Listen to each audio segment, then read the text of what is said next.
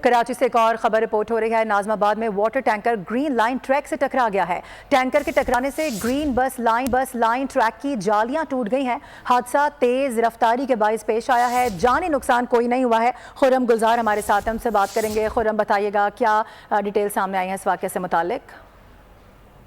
ये नाजमाबाद के क्लिनिक के सामने तेज रफ्तार वाटर टैंकर था जो कि ग्रीन लाइन की जालियां हैं उससे टकराया है। हादसे में कोई जानी नुकसान नहीं हुआ, ताहम वाटर टैंकर के टकराने से जो ग्रीन लाइन बस का जो ट्रैक है उसकी जालियों को नुकसान पहुंचा है। हादसा जो है वो सुबह सवेरे के करीब पेश आया था।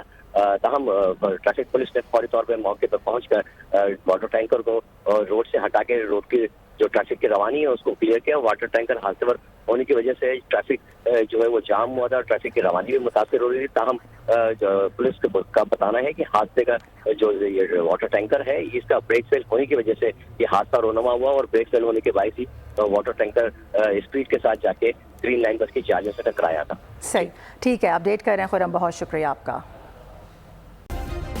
सब्सक्राइब करें और बेल दबाएं ताकि कोई खबर रह न जाए।